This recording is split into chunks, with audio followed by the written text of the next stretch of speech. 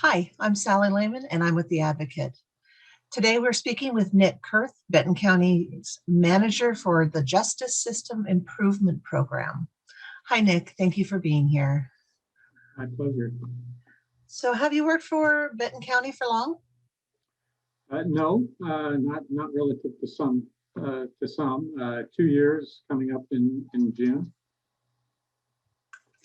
And there is some misconception with people about what your job actually is, what you're going to be doing for the county. Can you explain that to us?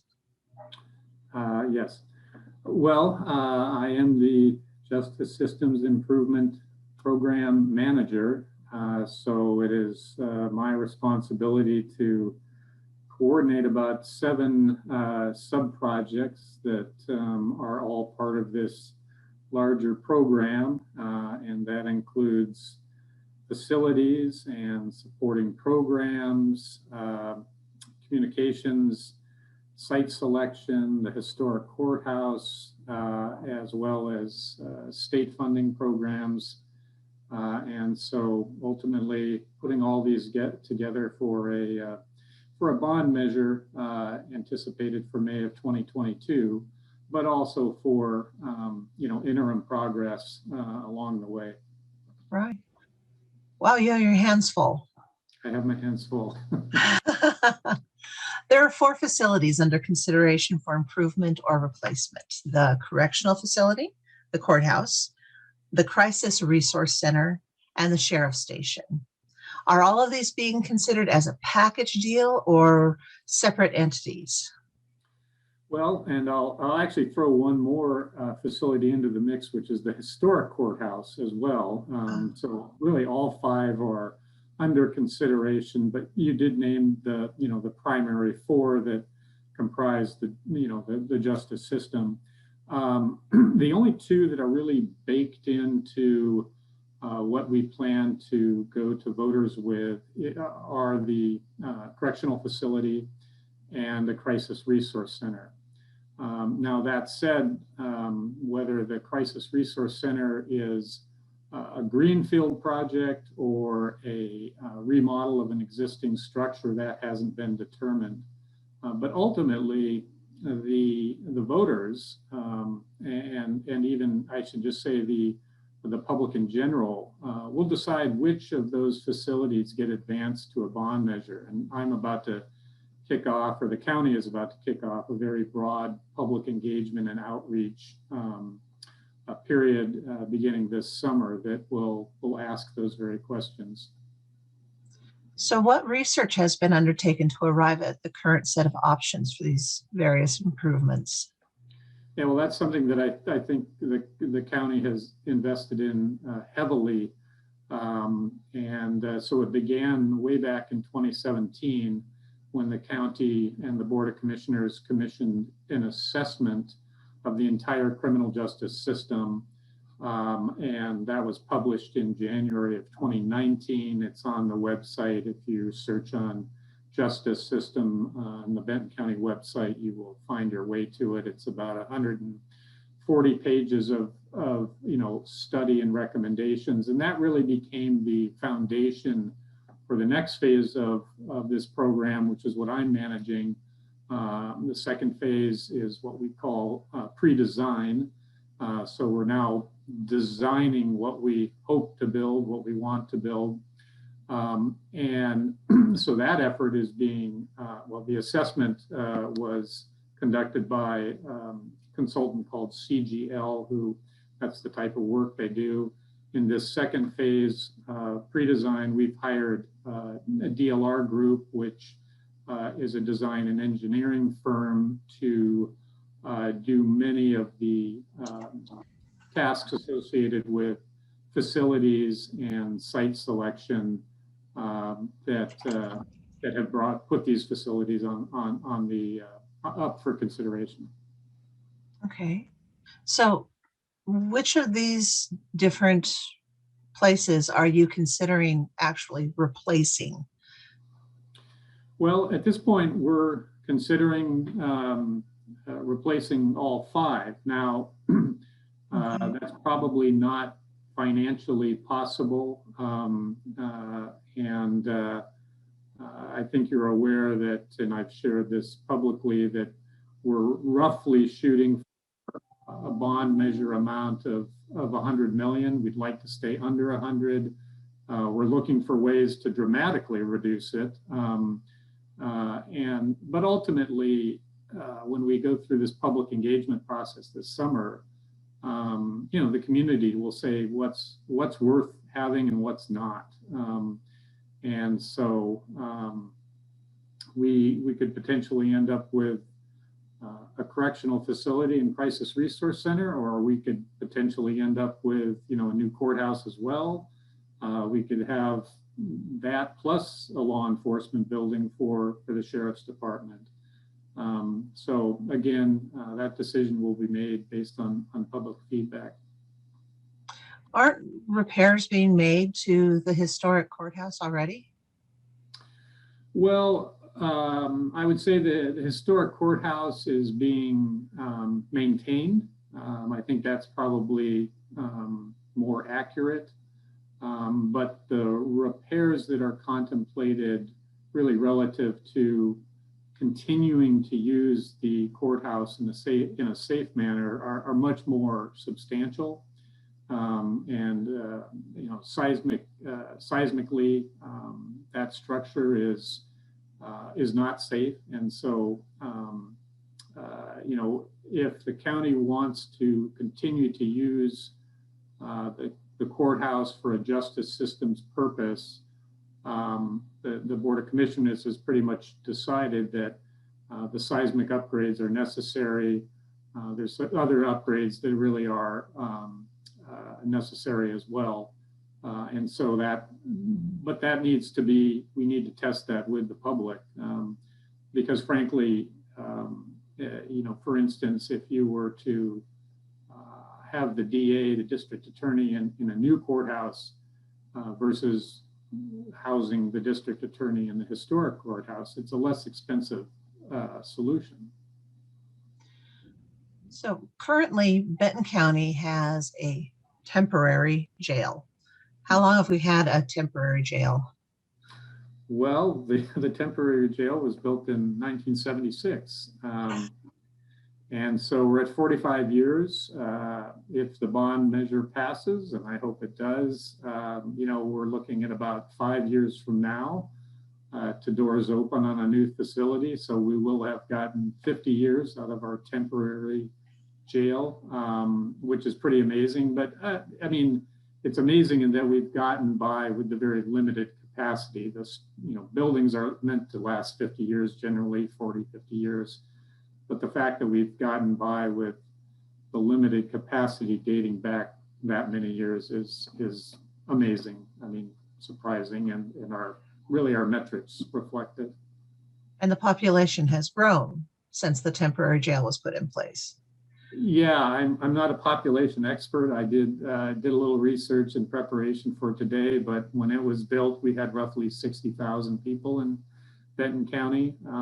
We're about 93,000 today. By 2040, we're looking at 100,000. That's what's projected. I'm betting it'll be even more. But yeah, so dramatic population growth without a commensurate increase in the size of our local county jail. Looking at the different options of what this bond may cover, what do you think would best meet the growth expectations for Benton County?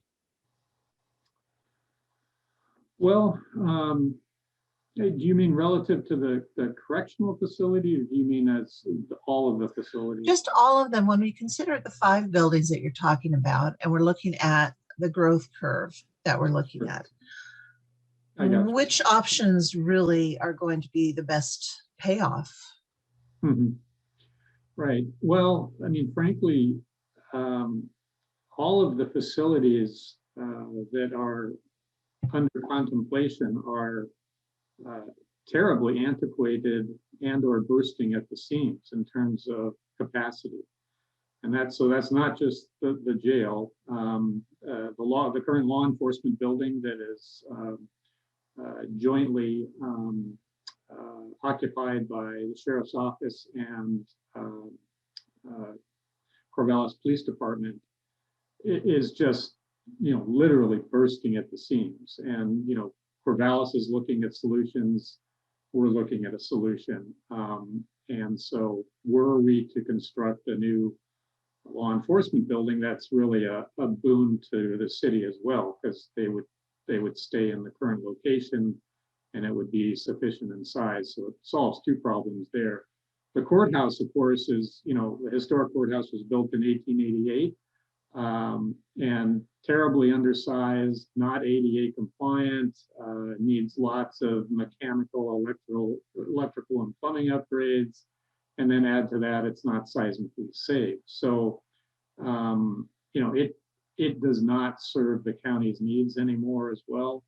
And then simply a crisis resource center we don't have. And just critically important to the success of any justice system. Behavioral health, mental health plays such a strong role in adults who are involved in the justice system. So which one is best, I can't say. They all work together. Frankly, I very much would like to see all four on the ballot. Find ways to put it on the ballot, but make it affordable. Stay under that $100 million mark if we can. But they all work together. So to cut anyone loose is tough. Currently, we rent beds at Norco. Is that a problem? No, it's not a problem. Norco is actually, from what I know, and I've not toured it. I've toured other jail facilities, but it's quite a good facility, and it has lots of good programs. But what is lacking is that adults who are in custody have families, they have friends, they have loved ones, they have siblings, and these inmates are being transported up to the Dalles to be housed at Norco. And then there's just the idea of twice a week running a van with two deputies. This is week after week after week. Obviously not a great environmental solution. Potential safety issues, but mostly it's about running our own facility and keeping people that are involved in the justice system who we want to provide opportunities to and rehabilitate and educate closer to home and managing those processes so that hopefully we can lower our recidivism rate and have more returning to the community and not returning to the justice system. What sites are you looking at for the new jail? Well, we have a site in South Corvallis. It's 65 acres of grassland, essentially all wetlands. It's farmed as grassland. It's on the west side of 99 at Tiger Island Road. If you were to extend Tiger Island Road west across Highway 99, you would be on this piece of property. It's at the edge of the Corvallis city limits, but within the urban growth boundary. So that's one suburban site. We are trying to purchase a contiguous half block in downtown Corvallis. That's not enough space for a correctional facility or a law enforcement building, but it could potentially be home to a new courthouse and crisis resource center. So pursuing that. So in that, and then finally we have a site out on the western Corvallis on Reservoir Road, one or two sites adjacent to the fairgrounds. So this bond has come up for a vote before at various price levels. And this time you're asking for the most money ever at $100 million. Mhm. What makes you feel that this is going to pass? Well, I'm an optimist. Obviously, yeah, I mean, it's a big ask. And I want to, again, underline that, if based on public feedback this summer, if we're hearing, there's no way, then we'll trim it back. I will say that it's an investment in the future. It's an investment in the next 50 years. All of the facilities being contemplated are set essentially at their end of life.